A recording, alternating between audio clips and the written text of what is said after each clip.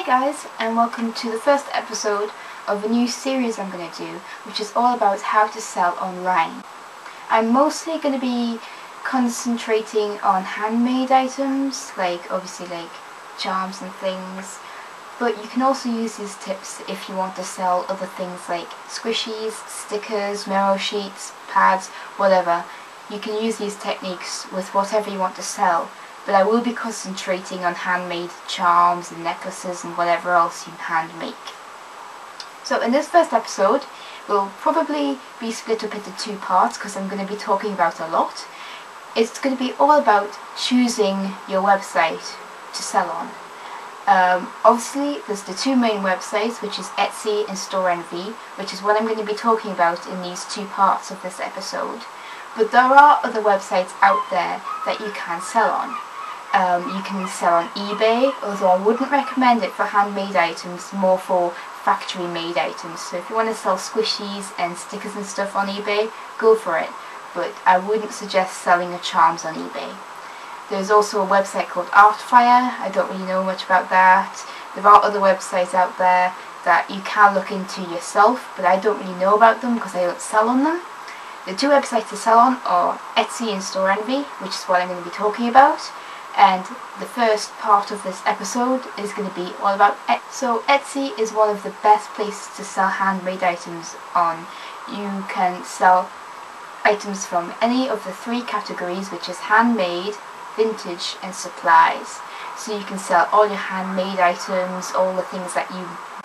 For the vintage category, it has to be over a certain age, whatever you're selling. People sell vintage clothes, vintage items, anything like that. Has to be over a certain age to be classed as vintage. And for supplies, you can sell things like chain, metal charms and things, veils, eye pins, anything that can be used as a supply to make stuff. If you're interested in selling things on Etsy, have a look into that and see what you can and can't sell. There are articles about that. And if I do find any information, I will leave any extra links in the description, so make sure you check that out. With Etsy, you can be very descriptive with your listings. You can add up to 13 tags, which may not sound a lot, but you can also add materials that you made your item with. So for example, you make a resin necklace and it's got a bear in it. You can tag it as bear, cute, kawaii, whatever. But in the materials, you can put resin and sticker and glitter, whatever, and they will also show up in the tags when you search for things. So if you type in resin, bear, cute or something, your necklace will come up in that as well, if that makes sense. So basically, you can add a lot of tags and things to help people find your products, which is why I think it's one of the best places to sell on. Personally, I get more business through Etsy. And most of my business actually comes from people just finding my items in Etsy itself by searching for them, rather than finding them from anywhere else. So really, Etsy is a good place where you can put things on and people will find them of their own accord, I think. One thing I will say is they have Etsy fees. Now, the fees aren't very much. You're charged 20 cents when you list an item. And then when you sell the item, Etsy takes 3.5% of what you make from that. It's not very much really. When selling, say, a necklace, the fee for selling it is usually around 20 cents as well. So that's like, what, 40 cents gone to Etsy. But if you're listing a lot of items and selling a lot of items at the same time, the fees can rack up, so you might want to be careful with that as well, especially if you're just starting out. The most I've ever had to pay in fees is around $6 or something. You have to pay your fees every month, and if you don't, they'll say that your fees are overdue, but they won't come chasing you for the money. I don't know what happens if you leave it for months and months and don't pay your bill, because I've never done that. But I would just pay it as regularly as you can, and there shouldn't be any problem with that. But you also have to remember, if you're using PayPal with Etsy as well, then there are also PayPal fees to think about. I don't exactly know how much they are. I think it's around 2% of what you make. So again, it's not very much, but again, if you're selling a lot of things, it can get quite a lot. I would just look into PayPal with that and see what it says around about that. On Etsy, you can have your prices in your own currency. So for example, if you're like me and live in England, you can have your currency as pounds on your shop. Then if someone, say from America, comes and looks at your shop, they see your prices in pounds, but also they see the converted figure in dollars next to it. So they can see exactly how much they're paying for your stuff. Likewise, when they buy your stuff, you get your money in pounds, which is great. It means that everything is converted through Etsy, you don't have to worry about it, and people see exactly how much they're paying when they buy your stuff. So I think that's a really good thing. On Etsy, you also have your shop, but you also have your profile, which anyone can make an Etsy profile. You need to have an account on Etsy to buy things as well.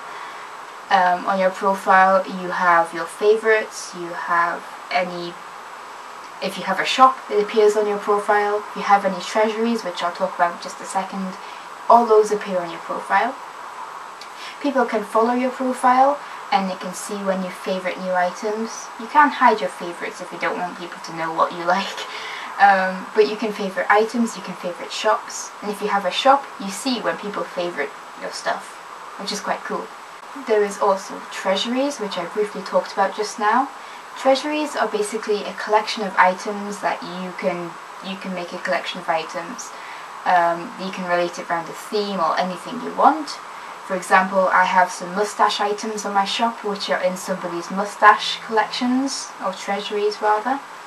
And basically it's a good way of advertising people's products if you like them. If your product gets featured in a treasury, it's polite to go and comment on it and say thank you for featuring my product. You can also have a look at other stuff that's on it too, it's quite cool. But it also helps advertise your products as well, so it's also a good thing on it. Etsy has a messaging system called Conversations. I'll just refer to it as Convos for short. Basically, people can send you convos about anything on your shop. They can ask for custom orders through convos. Basically, it's a very good way of keeping track of your customers, because then you see their name, you can correlate it with who's bought recently from your shop. So if someone sends you a convo about an item they bought, you know exactly who they are without having to look through all of your orders and things, trying to figure out who on earth they are. So that's a good thing. It's much easier to keep track of convos. Whenever I get a new one, they come on email or my phone, so I know when I need to reply to a message. So I don't need to check Etsy all the time, which is great. And it also just keeps everything neat and in Etsy basically, so you can keep track of everything quite. Shops also have an about page. This came in fairly recently, I would say around 6 months ago or something. I don't know how many shops actually utilise this well, but it is something to have a look at. You can see a little screenshot of what my about page looks like. I think it looks really cute. You can have like background pictures and all sorts of other things at the top. You can have a load of information about your shop underneath.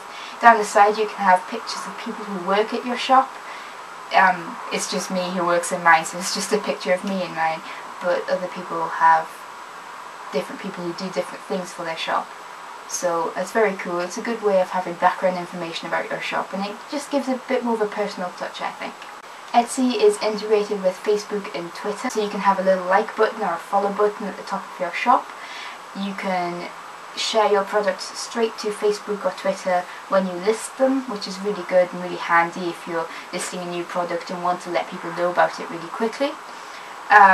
So it's very good. It integrates really well. I only have my Facebook like page connected with it because my Twitter is personal, but you can do that if you want to make a shop Twitter as well. There is apps on Etsy, so you can have like a little Etsy app on your Facebook page. So one of the little tabs, you can click on it, has a little Etsy app on there. There are a lot of things you can do with Etsy. It is easily integratable with a lot of different off-site apps. I don't really use very many of them, but I think I should look into them a bit more because some of them are really useful and really help people when selling and things like that. And there is obviously the Etsy app on iPhone. I think it's on Android as well. I'm not sure. Don't quote me if I'm wrong. But it's very useful. It means I can easily say to people that I've sent out their items and send dispatch notifications. I can answer convos on my phone. It is a lot easier than trying to use Safari on my phone. So it's very good. And you can also list products on the app as well, but I haven't tried that. I prefer doing it on my computer because that's where all my photos are. But if you're a person who uses your phone for everything, it's very useful. The last thing I will say about Etsy, it's a little bit of a problem, kind of, is some copyright issues. Now when you're making handmade items, you have to be aware of copyright anyway, because certainly with Sanrio I've had a problem. With a Hello Kitty necklace and a hair clip I did, those were actually taken down off Etsy, and they sent me an email about it, just saying that it's copyrighted and I can't do that, so I had to relist them but just put them as plain pieces. I couldn't have anything to do with Hello Kitty on them at all, which is kind of sad because a lot of my search traffic comes from searching for Hello Kitty, which is a shame. But I know some other shops have had problems with this as well. I know some Decadent shops have had some of their cases taken down because they have a Hello Kitty face on them. I mean, it's ridiculous, but I guess it kind of makes sense. I just don't think that they should really do that. But what can you do? It's just something I had to tell you just because I have had that happen to me. I don't want your guys' products being taken down and stuff because they have a Hello Kitty on them. So just be wary of that. I haven't had a problem with Frainyxo or Rillabooma or anything like that. It's just Hello Kitty. So there you go then. I will put a copy of like the email thing that they sent me in the description if you want to read it and find out more about it, because I'm not very good at explaining. But yeah, so that was part 1 of my how to choose your shop video type thing. In the next video I will explain about store envy, good points and bad points about that, and then I will also summarize after that which one is my favourite and things like that. But really they're both good, so, and that's all I'm going to say. So thank you for watching, and I'll see you in the next part.